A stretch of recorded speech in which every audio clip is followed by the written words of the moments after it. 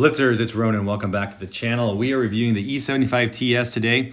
Tank's available at the stores, and it's for 6,500 gold and the cheapest price. You can get it with a bundle. You can get it with a German Bulldog, which is a good light tank that's not for the not like tank lover. You got to love the lights and to play that one. But this is a good tank, and let's review it, see if it's worth it. I am playing this. Thanks, Renee, for playing with me today for this replay.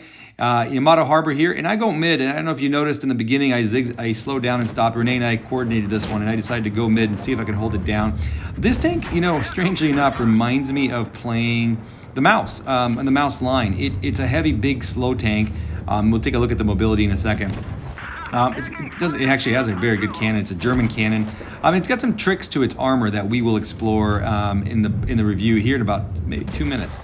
You see right here, it's got a good reticule, good on-movement dispersion, and I'm tearing apart this VK4502A here and holding the mid. Now, I actually did okay here. I screwed up one thing, just a noob mistake here. Look at this shot. Shot too low, hit his tracks, and that cost me probably doing another 1,000 damage. It was an easy win no matter what, but it was a big mistake here. Getting pushed on there by, I think it was a Skoda. This tank does catch fire. It is a German tank, catches fire very easily, as I did there. But now I got 3 on me. I got a lightweight, T54 lightweight, a TVP, not Skoda. And then that pesky 4502A, which actually has a very good pen. And he was causing me problems as well. I could have, and again, one mistake I made, not always focus firing that 4502A, didn't get a chance to clear him. But you look at the damage. I have done 1729 and blocked already 1800. And I am just playing this like I do the Mouse. I lock the turret and I wiggle, and it gets some bounces, and that's it. 2,100 damage done, 100 blocked. Now, what you obviously didn't notice, that not worth watching, is that I basically, by holding that middle, I had 3 tanks on me, which helped us win the game. So this tank, as you can see on BlitzStars, is 58% win rate, a little higher than the Emil 1, which is pretty good. Let's compare it real quick to the T34, the Louver, and the T54E2, the Shark. And you can see the DPM on the tank is quite good, and it is the pen value is not great. So I do calibrate this. I don't calibrate the 34 or the Louver. I do calibrate the Shark, and that kind of nets out. And having a DPM similar to that, it's got a great, very very good cannon, but not quite as good as the Louvers, but better than the T34. T34's got other advantages, obviously. -10 gun depression is a nice advantage over the Tiger II. And then overall, hit points is actually pretty high, along with the Sharks at 1970. And we'll take a closer look at the armor, but it's got pretty good stats, nothing out of the world there. Now, take a look at the armor here profile overall. So you see the turret does have good armor. It's 199, but I will tell you, the problem with 199 is that is not enough for Pramo and facing other heavies. And so you're going to get pinned, and then the upper glacis is very, very strong. I'm not going to get pinned on the upper glacis. The sides as well, if you are side scraping with this thing, it's got very strong sides and a pretty good lower plate, but not good enough that you can just side scrape away. You will get pinned on the lower plate. So it's better as a haul down tank. The haul down is, you got -10, you can use it there, but you are going to get pinned in those cheeks, and they're not that small. Look at the size of those cheeks. They are large cheeks. Now, one cool thing about this is the spaced armor on the side. You see the screen. There's a glitch in the game, and I'll show it to you with either Lex game or the game I have from Asia that actually shows a lot of players not to shoot it. But let's jump into the replay with Lek. Lek and Sig are both tuning the E75 in Castilla, and then we'll try to pinpoint some of the advantages of the tank with that comparison. Now, by the way, just kind of summary the comparison. How does this tank compare to the 3 others I showed? Pretty well. The tank is, in every aspect, it does very well except mobility. It is fucking slow. The tank is slower than shit. And that's the biggest drawback. Those 3 other tanks are all faster, significantly faster. Even the T34 has got a much better power to weight. The Shark's got a good reverse as well. So the mobility of this thing make it hard to, that's the struggle with the tank. The armor is not better than the Shark. It's not better than the T34. It's probably comparable. And so it's better than the Louvers though. So that's kind of where I am with it. Okay, so Lek is obviously on the C cap here of Castilla. He and Sig are just beating the shit out of these guys. Lek, I love your sporting that free camo. I think you got with coins there, the tier 8 bundle from the coin tourneys. I have that tank. I have that camo. I've had it on my Leo Leopard, tier 5 Leopard for probably a good 4 years now. So they quickly clear the heavies. Sig and Lek are notoriously good tankers, and they take those guys apart.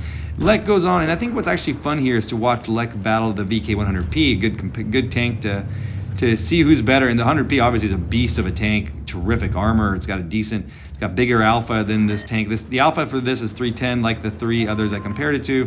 310 alpha is obviously quite good, but 460 in the 100P. Of course, this tank has better DPM than that. Now, Lek's trying to get the hatch shot, gets luckier than hell there in pens. And I think at this point it is a 6-on-3, and Lek just decides, hey, we may as well go here. He was hoping to get some shots into the lightweight and does get a very lucky shot. Lek must have sacrificed a chicken to the god of orange, Jesus, to a whole chicken, I imagine, to make those 2 shots go in. And here we go. So he pushes on the 100P, and this is kind of an interesting place here. I mean, you got -10, but you see you can't pen that. The pen on this tank is not great. Switch to Pramo though, and you can do a lot of damage. I don't know if Lek calibrates or not. I do, because I want that high 200 values, really for tanks like the STI or ST1, I believe, or some other big heavies from tier 9 or some T95 or something, and the 100P and other tanks like that. Lek gets another, and he's just tearing apart the hatch. Lek has not been damaged yet. And watch Lek wiggle. Like I was saying before in my game, same kind of thing. Wiggle the front of it, lock the turret, and like you do with a mouse, if you have the mouse, if you don't, you're crazy. The mouse is amazing. And again, with Pramo, no problem. He can get to the sides. So there's Sig. Sig, I think, is a little smarter than Lek. He went for the Eagle camo, the E75 Ts Eagle. Highly recommend that. Camo's pretty cool. Well done, Sig. You have good taste, my Peruvian friend. All right, so game's over. It's 5-on-1. However, I actually just fast forwarded this. Lek's going to go have some fun with, I think it's a IS5 or something over here that is left on their team. The Smasher is going to have some fun too. There it is. Yep, IS5. And look at that nice. This cannon's tight. It's not a louver cannon, but it's damn good. Good enough that you can get that lower plate shot on the IS5. Good enough pen there that you can pen the front of the IS5. Here comes the Smasher. Doesn't really do much there, but he does smash. And that is a nice win. Hopefully you guys can see some of that, of the capabilities of the tank. 3,000 damage, 1,004 base. Well done, Lek. And Sig, nice carry there, guys. All right, last game. This is a big one. Got this one from Blitzstars from the Asia server. IFU Stretters from the Asia server. Thanks for letting us use your replay here. And Stretters does big damage. It's top 10 Hall of Fame game, I think, in Asia. So I'm kind of reaching there a little bit. But stick with us. It's a great game, not just a big damage game. I had a hard time getting, for whatever reason, the tank is not that popular. But right there and there's the advantage. This turret, the front of this turret that I was showing you on the, it's got good sloped armor. It does bounce some shots. He bounces that. Looked like a shot from, I'm not sure what tank. Maybe, there it is, from the ISU. And we all know the ISU has got 310 or 300-ish alpha pen on the APCR, so that's no easy bounce. And again, great, fantastic. And then he's facing a TS. So actually, one of the reasons I want to show this game is he faces that TS a lot. So you see the big cheeks there. The cheeks are big, but they're not that big. You can't pen them from 150 meters like he was trying to do there. But he also bounced some shots. So your cheeks are not a problem when you're shooting from a distance. They're just going to be a problem if you're hauled down, at vineyards or something, cap base at a map like that, where you're going to be close and personal. It's not a T-34 or an E2 or T whatever, the Shark tank, or a T-26E5 that you can just bounce everything with your turret. You're going to have to do a little bit of work, and just like with some other tanks like the E100, you're going to have to wiggle it. There is the stupid Leo PTA, and whop, bam! Gets fucking wrecked by the Eagle. Beautiful shot there. That's part of the reason why this guy had so much damage. Obviously, he wrecked a nearly full health Leo PTA.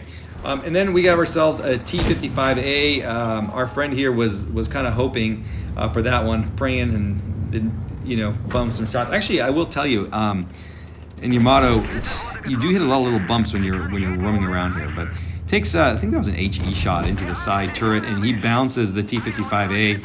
He doesn't even look at the guy behind him, doesn't care. He's in a big heavy tank, big German heavy.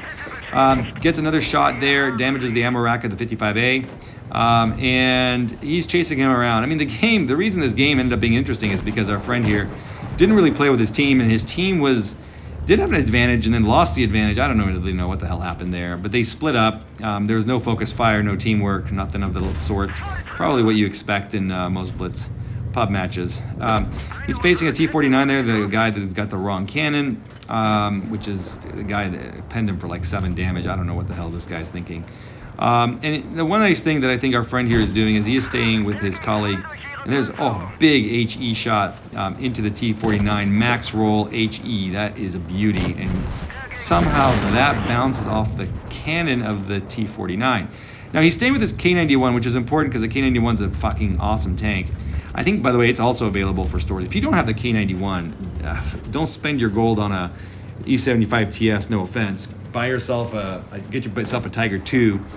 Which is frankly just as good, if not better, and get yourself a K91, which is a truly unique tank.